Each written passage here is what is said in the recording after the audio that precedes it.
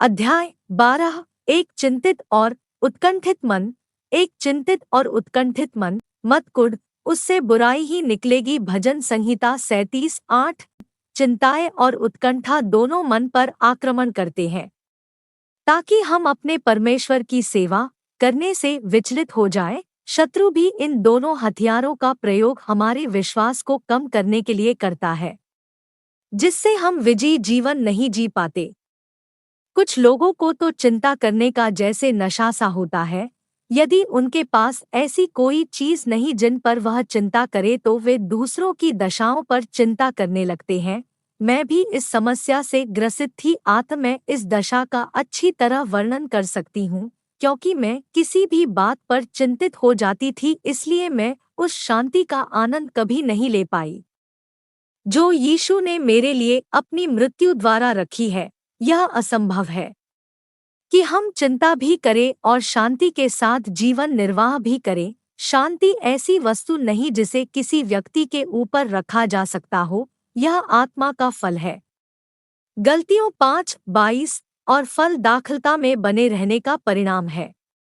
यूहन्ना 15:4 बने रहने का अर्थ है परमेश्वर का विश्राम, जो कि इब्रानियों के 4 अध्याय में और परमेश्वर के वचन में और भी कई स्थानों में बताया गया है।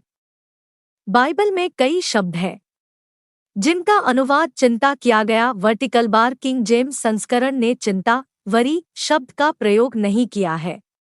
मत कुढ़, भजन संहिता 37:8। चिंता न करना। मत्ती 6:25। चिंता मत करो। फिलिप्पियों 4:6। सारी चिंता उसी पर डाल दो। 1 पत्रस 5:7।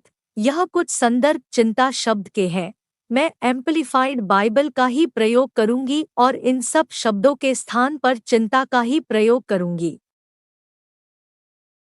चिंता का अर्थ वेबस्टर ने चिंता, वरी की व्याख्या इस तरह की है। 1. क्रिया, चिंतित अथवा तनाव से ग्रसित होना, थका हुआ अनुभव करना। 2. संज्ञा, बुरा लगने का स्रोत। जब मैंने देखा कि एक और अर्थ है विचलित कर देने वाले विचारों के द्वारा स्वयं पर कष्ट लाना, तब मैंने वहीं यह निर्णय ले लिया कि मैं तो इनसे काफी अच्छी हूँ और यही विश्वास मुझे हर एक मसीही के लिए है। मैं सोचती हूँ कि विश्वासियों के पास काफी ज्ञान होता है, वे बैठकर स्वयं को कष्ट में नहीं डाल सकते। चिंता किसी भी चीज को अच्छा नहीं बना सकती, अतः इसे त्याग क्यों न दिया जाए। परिभाषा के दूसरे हिस्से ने भी मुझे कुछ ज्ञान दिया। दांतों से गले को पकड़कर हिलाना और काटना, जैसा एक पशु दूसरे पशु के साथ करता है, अथवा लगातार दांतों से काट कर कष्ट देना। इस परिभाषा पर विचार करने के बाद मैंने पाया कि शैतान चिंता का प्रयोग करके हमारे साथ बिल्कुल वैसा ही करता है जैसा ऊपर वर्णन किया गया है। जब हम भी चिंता से घिरे होते हैं, हम भी बिल्कुल ऐसा ही अनुभव करते हैं जैसे किसी ने हमें गले से पकड़कर झंझोड़ दिया हो और हम बुरी तरह घायल हो गए हों। बार बार उन्हीं विचारों का आना उसी तरह है जैसे परिभाषा के अनुसार दांतों से बार बार का काटा जाना। शैतान निश्चित रूप से चिंताओं के द्वारा मन पर आक्रमण करता है। कुछ ऐसी चीजें हैं जिन्हें मन से करने के लिए एक विश्वासी को निर्देश दिए गए हैं और शत्रु निश्चित रूप से चाहता है कि ऐसा न हो। अतः शैतान मन के उस क्षेत्र को बुरे विचारों के द्वारा व्यस्त कर देता है कि ताकि मन उस कार्य को न कर सके जिसे परमेश्वर ने करने के लिए कहा। सही चीजें जो मन के द्वारा हमें करनी है, हम उन्हें अगले अध्याय में देखेंगे। अभी हम इस चिंता विषय पर ही ध्यान देंगे जब तक हम इस बात को न समझ जाए कि यह वास्तव में कितना निरर्थक है। मत्ती 6:25-34 पढ़े। जब आप महसूस करें कि आप पर चिंता का आक्रमण हो रहा है, हम प्रत्येक पद को विस्तार से देखेंगे कि परमेश्वर हमसे इस आवश्यक विषय के बारे में क्या कह रहा है। क्या जीवन इन चीजों से बढ़कर नहीं? इसलिए मैं तुमसे कहता हूँ कि अपने प्राण के लिए यह चिंता न करना कि हम क्या खाएंगे और क्या पिएंगे, और न अपने शरीर के लिए कि क्या पहनेंगे। क्या प्राण भोजन से और शरीर वस्त्र बढ़कर नहीं? मत्ती 6:25। जीवन उच्च कोटि का होना चाहिए ताकि इसका भरपूर आनंद लिया जा सके। यूहन्ना 10:10 में यीशु ने कहा, चोर किसी और काम के लिए नहीं परंतु केवल चोरी करने और घात करने और नष्ट करने को आता है। मैं इसलिए आया कि वे जीवन पाए और बहुतायत से पाए। शैतान कई प्रकार से वह जीवन हमसे चुराने का प्रयत्न करता है। उनमें से एक है चिंता। मत्ती 6:25 हमें सिखाया गया है कि इस जीवन में ऐसा कुछ नहीं जिससे हम डरें। परमेश्वर ने हमें जो जीवन प्रदान किया है उसमें दूसरी अच्छी चीजें सम्मिलित है, परंतु यदि हम इन चीजों के विषय में चिंता करते हैं तो हम इन सारी चीजों को और इस जीवन को खो देते हैं। क्या आप पक्षी से अधिक मूल्य नहीं रखते? आकाश के पक्षियों को देखो, वे न बोते हैं, न काटते हैं और न खत्तों में बटोरते हैं, फिर भी तुम्हारा स्वर्गीय पिता उनको खिलाता है। क्या तुम उनसे अधिक मूल्य नहीं रखते? मत्ती 6:26। कुछ समय पक्षियों को देखने में बिताइए। यही परमेश्वर ने हमसे करने के लिए कहा। यदि प्रत्येक दिन नहीं तो कभी कभी उनको देखकर उनका निरीक्षण कीजिए। हम जान जाएंगे कि परमेश्वर कितनी अच्छी तरह हमारे इन पंख वाले मित्रों की चिंता और सहायता करता है। वे यह बिल्कुल नहीं जानते कि उनका अगला भोजन कहाँ से आएगा। फिर भी मैंने ऐसा कोई पक्षी पेड़ पर बैठे नहीं देखा जिसका चिंता के कारण शरीर शिथिल पड़ गया हो। परमेश्वर का यहाँ अभिप्राय बहुत सरल है। क्या आप पक्षी से अधिक मूल्य नहीं रखते, चाहे आप कितनी भी हीन भावना से ग्रसित क्यों न हो? निश्चित रूप से आप विश्वास कर सकते हैं कि आपका मूल्य एक पक्षी से कहीं अधिक है। और देखिए आपका स्वर्गीय पिता उनकी चिंता कितनी अच्छी तरह से करता है। चिंता करने से आपको क्या लाभ? तुम में कौन है जो चिंता करके अपनी आयु में एक घड़ी भी बढ़ा सकता है? मत्ती 6:27। इसका अभिप्राय यह है कि चिंता निरर्थक है, इससे कोई अच्छी चीज प्राप्त नहीं होती। यदि ऐसा है तो चिंता क्यों करें? चिंतित क्यों हो और वस्त्र के लिए क्यों चिंता करते हो? जंगली सोसनों पर ध्यान करो कि वे कैसे बढ़ते हैं। वे न तो परिश्रम करते न काटते हैं, तो भी मैं तुमसे कहता हूँ कि सुलैमान भी अपने सारे वैभव में उनमें से किसी के समान वस्त्र पहने हुए न था। इसलिए जब परमेश्वर मैदान की घास को, जो आज है और कल भाड़ में झोंकी जाएगी, ऐसा वस्त्र पहनाता है, तो हे अल्पविश्वासियों, तुमको वह इनसे बढ़कर क्यों न पहनाएगा? मत्ती 6:28-30। परमेश्वर अपनी सृष्टि की चीजों में से एक का उदाहरण देकर हमें यह बताना चाहता है कि एक फूल जो कुछ नहीं करता उसकी भी परमेश्वर अच्छी तरह चिंता करता है, और वह इतना चमकता है कि सुलैमान भी अपने सारे वैभव में ऐसे वस्त्र पहने हुए न था। तब हमें भी निश्चित हो जाना चाहिए कि परमेश्वर हमारी भी वैसी ही चिंता करेगा। आथा चिंता न करें, इसलिए तुम चिंता करके यह न कहना कि हम क्या खाएंगे या क्या पिएंगे या क्या पहनेंगे। मत्ती 6:31। मैं इस पद में एक प्रश्न और जोड़ देना चाहती हूँ। अब हमें क्या करना चाहिए? मैं सोचती हूँ कि शैतान अपने दूतों को विश्वासियों के पास इसलिए भेजता है कि वे विश्वासी के कान में बार बार यह वाक्य दोहराते रहें। वे कठिन प्रश्नों की बौछार करते हैं और विश्वासी अपना बहुमूल्य समय उनके उत्तर ढूंढने में नष्ट कर देता है। शैतान लगातार मन की युद्ध भूमि में लड़ाई छेड़ता रहता है ताकि एक मसीही उसी में व्यस्त हो जाए। ध्यान दें, पद 31 में परमेश्वर हमसे चिंता न करने के निर्देश देता है। याद रखें, हम मुंह से वही बात बोलते हैं जो हमारे हृदय के भंडार में होता है। मत्ती 12:34। शत्रु यह जानता है कि यदि वह हमारे मन में गलत विचार डाल दे तो वही हमारे मुंह से भी बाहर आएगा। हमारे शब्द अति महत्वपूर्ण होते हैं क्योंकि वह ही हमारे विश्वास की पुष्टि करते हैं अथवा हमारे विश्वास की कमी को बताते हैं। परमेश्वर को खोजें, वरदान नहीं, क्योंकि अन्य जातीय इन सब वस्तुओं की खोज में रहते हैं, पर तुम्हारा स्वर्गीय पिता जानता है कि तुम्हें इन सब वस्तुओं की आवश्यकता है। इसलिए पहले तुम परमेश्वर के राज्य और उसकी धर्म की खोज करो, तो ये सब वस्तुएं भी तुम्हें मिल जाएंगी। मत्ती 6:32-33। यह स्पष्ट है कि परमेश्वर के बच्चों को इस संसार से सदृश नहीं होना है। संसार वस्तुओं की खोज में रहता है, परंतु हमें परमेश्वर को खोजना है। उसने यह प्रतिज्ञा की है, यदि हम ऐसा करेंगे तो वह ये सब वस्तुएं हमें दे देगा, जिसे वह जानता है कि हमें उनकी आवश्यकता है। हमें परमेश्वर के चेहरे को खोजना चाहिए, न कि उसका हाथ। हमारा स्वर्गीय पिता अपने बच्चों को अच्छी वस्तुएं देने से प्रसन्न होता है, परंतु केवल तब ही जब हम उनकी खोज न कर रहे हों। परमेश्वर हमारे मांगने पहले ही जानता है कि हमें किन वस्तुओं की आवश्यकता है। यदि हम अपने निवेदन विनती के साथ उसके सम्मुख लाएंगे तो वह अपने समय में उन्हें पूरा करेगा। फिलिप्पियों 4:6। चिंता हमारी कोई सहायता नहीं करने वाली। सच तो यह है कि यह हमारी प्रगति को रोक देती है। एक बार में एक ही दिन ले आता कल की चिंता न करो, क्योंकि कल का दिन अपनी चिंता आप कर लेगा। आज के लिए आज ही का दुख बहुत है।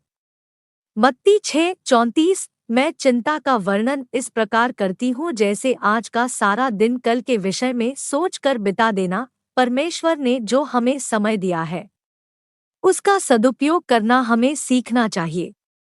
जीवन यहाँ और अभी जीना है। दुख की बात है कि बहुत कम लोग यह जानते हैं कि प्रत्येक दिन पूर्णता के साथ कैसे जिया जा सकता है। हो सकता है आप भी उनमें से एक हो। यीशु ने कहा कि शैतान, जो हमारा शत्रु है, आता है और आपका जीवन चुरा लेता है। यूहन्ना 10:10। उसको अब ऐसा करने की अनुमति मत दीजिए। कल के विषय में चिंता करके आज का दिन न गंवाएं।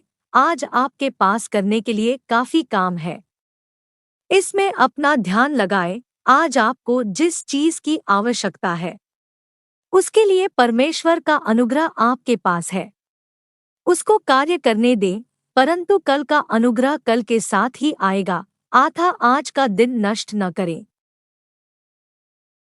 कुढ़े नहीं और न चिंता करें।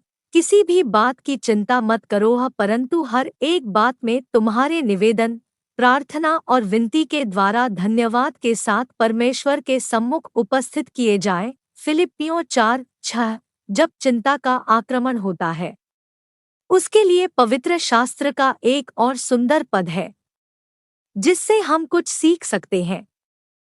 मुंह से परमेश्वर का वचन बोलने के लिए मैं आपसे अनुग्रह करती हूँ। यह दो धारी तलवार है जिसका प्रयोग शत्रु के विरुद्ध किया जाना चाहिए। Vertical bar. इब्रानियों 4:12। इफिसियों 6:17। तलवार जब तक म्यान में है उसका कोई लाभ नहीं। परमेश्वर ने अपना वचन हमें दिया है, इसको प्रयोग में लाएं।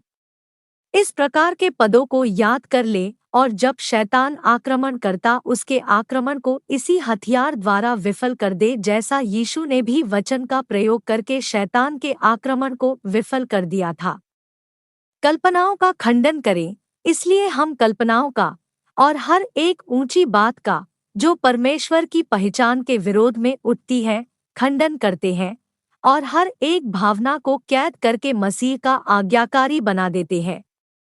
2 कुरिन्थियों 10:5। जब हमारे अंदर ऐसे विचार उठने लगते हैं जो परमेश्वर के वचन के अनुरूप नहीं, तब शैतान को चुप कराने का सबसे अच्छा तरीका है वचन को बोलना। एक विश्वासी के मुंह से जो वचन विश्वास के साथ निकलता है, उसी अकेले हथियार के द्वारा चिंताओं के विरुद्ध युद्ध को जीता जा सकता है। अपनी सारी चिंताएं परमेश्वर पर डाल दें। इसलिए परमेश्वर के बलवंत हाथ के नीचे दीनता से रहो, जिससे वह तुम्हें उचित समय पर बढ़ाए। अपनी सारी चिंता उसी पर डाल दो, क्योंकि उसको तुम्हारा ध्यान है।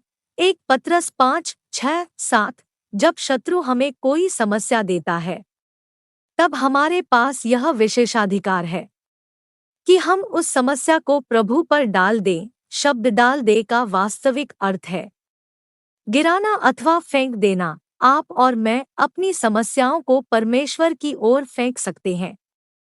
वह उन्हें लपक लेगा। वह जानता है कि उसे उनके साथ क्या करना है। यह खंड हमें बताता है कि यदि हम नम्र बनना चाहते हैं तो हमें चिंता करना छोड़ना होगा। चिंता मन की एक स्थिति है जिसमें मन समस्याओं का समाधान करने हेतु इधर उधर दौड़ता रहता है। घमंडी मनुष्य अपने अंग से भरा होता है जबकि नम्र मनुष्य परमेश्वर से भरा होता है।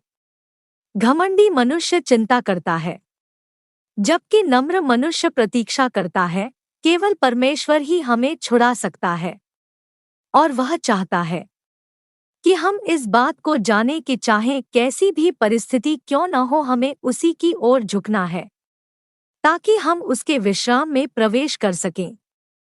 परमेश्वर का विश्राम। हे हमारे परमेश्वर, क्या तू उनका न्याय न करेगा? यह जो बड़ी भीड़ हम पर चढ़ाई कर रही है उसके सामने हमारा तो बस नहीं चलता और हमें कुछ सूझता नहीं कि क्या करना चाहिए, परंतु हमारी आंखें तेरी ओर लगी है।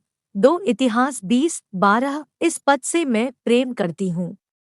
यहाँ लोग निश्चित रूप से 3 बातों को समझ रहे हैं।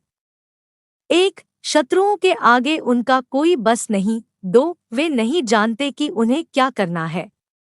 3. उन्हें अपनी आंखें परमेश्वर की ओर लगाने की आवश्यकता। उसी खंड में पद 15 और 17 में हम देखते हैं कि परमेश्वर ने उनसे कहा, तुम इस बड़ी भीड़ से मत डरो और तुम्हारा मन कच्चा न हो, क्योंकि युद्ध तुम्हारा नहीं परमेश्वर का है। इस लड़ाई में तुम्हें लड़ना न होगा। हे यहूदा और हे यरूशलेम, ठहरे रहता और खड़े रहकर यहोवा की ओर से अपना बचाव देखना। हमारी स्थिति क्या है? स्थिति है यीशु में बने रहना और परमेश्वर के विश्राम में प्रवेश करना, परमेश्वर की प्रतीक्षा करना और अपनी आंखें उसी पर केंद्रित करना। जो वह हमें करने के लिए कहे उसे पूरा करना, यदि नहीं तो शरीर में हम सदैव भयभीत रहेंगे। परमेश्वर के विश्राम में प्रवेश करने से संबंधित मैं यह कहना चाहती हूँ कि बिना विरोध के परमेश्वर का विश्राम नामक कोई चीज नहीं। इस बात को समझाने के लिए मैं यह कहानी आपको सुनाना चाहती हूँ। 2 कलाकारों से शांति की तस्वीर बनाने को कहा गया।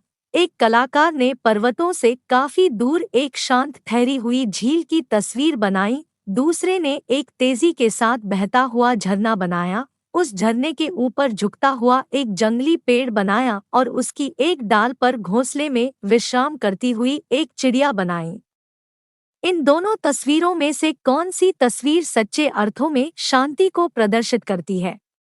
दूसरी तस्वीर, क्योंकि बिना विरोध के शांति नामक कोई चीज नहीं। पहली तस्वीर निश्चलता को प्रदर्शित करती है। हो सकता है कोई मनुष्य स्वास्थ्य लाभ के लिए वहां जाना चाहे, क्योंकि यह तस्वीर एक शांत वातावरण को प्रदर्शित करती है, परंतु यह परमेश्वर के विश्राम की सही तस्वीर नहीं। यीशु ने कहा, मैं तुम्हें शांति दिए जाता हूँ, अपनी शांति तुम्हें देता हूँ।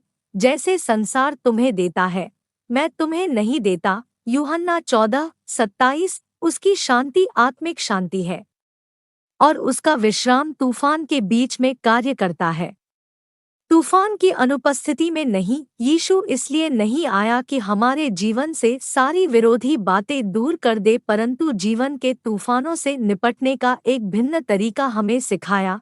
हमें अपने ऊपर उसका जुआ ले लेना है और उससे सीखना है। मत्ती 11:29। इसका अर्थ यह है कि हमें वैसा ही जीवन जीना सीखना है जैसा उसका जीवन था। यीशु ने चिंता नहीं की, अतः हमें भी चिंता नहीं करनी है। यदि आप इस बात की प्रतीक्षा कर रहे हैं कि आपके पास चिंता करने का कोई विषय न इससे पहले कि आप चिंता करना बंद कर दे, तो मुझे आपको यह बताना होगा कि ऐसा समय कभी नहीं आएगा। मैं नकारात्मक नहीं हूँ, मैं निष्कपट हूँ। मत्ती 6:34 हमें परामर्श देता है कि हमें कल की चिंता नहीं करनी चाहिए क्योंकि हर दिन के लिए अपनी ही काफी समस्याएं हैं। यीशु ने स्वयं यह कहा था और वह निश्चय ही नकारात्मक नहीं था।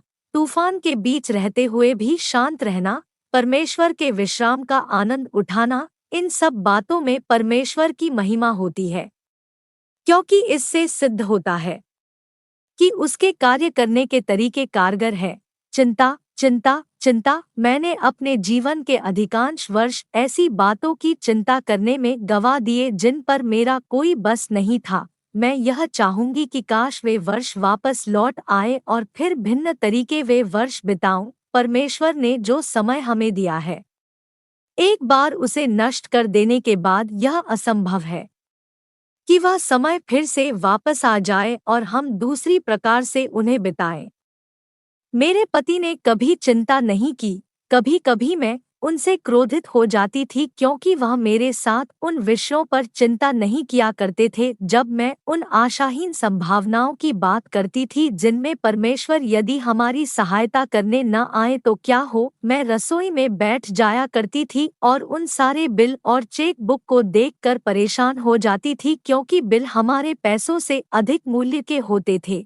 देव दूसरे कमरे में बच्चों के साथ खेल रहे होते थे, टेलीविजन देख रहे होते थे और बच्चे उनके ऊपर चढ़कर उनके बालों में रोलर लगा रहे होते थे। मुझे याद है कि मैं अप्रिय वाणी में उनसे कहती थी, आप खेलने के बदले यहाँ क्यों नहीं आते और कुछ करते, जैसे मैं इस अव्यवस्था को ठीक करने का प्रयत्न कर रही हूँ। वह कहते, तुम क्या चाहती हो कि मैं करूँ? मैं कुछ नहीं जानती थी। मैं तो केवल इसलिए क्रोधित थी कि जब मैं इस आर्थिक समस्या को सुलझाने का प्रयत्न कर रही हूँ, ऐसे समय में वह आनंदपूर्वक खेल रहे। देव मुझे समझाने का प्रयत्न करते थे, यह याद दिलाकर कि परमेश्वर ने हमारी आवश्यकताओं को सदैव पूरा किया है, बस हमें अपना कार्य करते रहना है। दहेकी देना, प्रार्थना करना और भरोसा रखना, और परमेश्वर अपना कार्य करता रहेगा। मैं यहाँ स्पष्ट कर दूं कि देव विश्वास कर रहा था जबकि मैं चिंता कर रही थी। मैं देव और बच्चों के साथ कमरे में आई और थोड़ी देर के बाद फिर यह विचार मेरे मन में लौट आया, अब हम क्या करेंगे? इन बिलों का भुगतान कैसे करेंगे? क्या होगा यदि? और फिर मैं इन सारी विपत्तियों को अपनी कल्पना के पर्दे पर एक सिनेमा की तरह देखने लगी। बंधक बना लिया जाना, मोटर कार का छिन जाना, अपने मित्रों और संबंधियों को अपना आर्थिक संकट बताना, यदि उनसे आर्थिक सहायता मांगनी पड़े। क्या आपने भी कभी इस प्रकार की सिनेमा देखी है? अथवा इस प्रकार के विचार आपके मन में लगातार घूमे हैं? निःसंदेह यह हुआ होगा, नहीं तो आप यह पुस्तक नहीं पढ़ रहे होते। मैं फिर से रसोई घर में गई, सारी रसीदें निकाली, कैलकुलेटर और चेक बुक उठाकर फिर से वही कार्य करना प्रारंभ कर दिया। जितना अधिक मैं यह करती उतना ही अधिक मैं परेशान हो जाती। मैं देव और बच्चों पर चिल्लाती कि वे आनंद मना रहे हैं, जबकि मैं सारी जिम्मेदारियां उठा रही हूँ। वास्तव में जो मैं अनुभव कर रही थी वह जिम्मेदारियां नहीं थी, परंतु वह चिंता थी जिसके लिए परमेश्वर ने कहा है कि सारी चिंताएं मुझ पर डाल दो। अब मैं इस बात को समझती हूँ कि अपनी प्रारंभिक वैवाहिक जीवन की शामें जो परमेश्वर ने मुझे दी थी, किस प्रकार मैंने उन्हें व्यर्थ गंवा दी थी। परमेश्वर की ओर से दिया गया समय बहुमूल्य वरदान है, परंतु मैंने यह शैतान को दे दिया था। आपका समय आपका अपना है, बुद्धिमानी से इसका उपयोग करें, फिर आपको ऐसा समय नहीं मिलेगा। परमेश्वर हमारी सारी आवश्यकताओं की पूर्ति करता है और वह ऐसा कई तरीकों से करता है। वह कभी हमें निराश नहीं करता, एक बार भी नहीं। परमेश्वर विश्वासयोग्य है। चिंता न करें, परमेश्वर पर भरोसा रखें। तुम्हारा स्वभाव लोभरहित हो और जो तुम्हारे पास है उसी पर संतोष करो, क्योंकि उसने आप ही कहा है, मैं तुझे कभी न छोड़ूंगा और न कभी तुझे त्यागूंगा। इब्रानियों 13:5। जब हम इस सोच में पड़ जाते हैं कि पता नहीं परमेश्वर हमारी आवश्यकताओं को पूरी करेगा या नहीं, तब पवित्र शास्त्र का यह गौरवशाली वचन हमें उत्साहित करता है। इस खंड में परमेश्वर यह चाहता है कि हम इस बात को जान जाए कि हमें अपना मन धन पर नहीं लगाना है। इस बात पर आश्चर्य नहीं करना है कि हम किस प्रकार अपनी देखभाल करेंगे, क्योंकि वह हमारी देखभाल करेगा। उसकी यह प्रतिज्ञा है कि न वह हमें छोड़ेगा न त्यागेगा। अपने हिस्से का कार्य करते रहें, परंतु परमेश्वर के हिस्से का कार्य करने का प्रयत्न न करें। यह बोझ बहुत भारी है। यदि आप सावधानी नहीं बरतेंगे, आप इसके बोझ से टूट जाएंगे। चिंता न करें, यहोवा पर भरोसा रख और भला कर देश में बसा रह और सच्चाई में मन लगाए रह। भजन संहिता 37:3 यह प्रतिज्ञा है।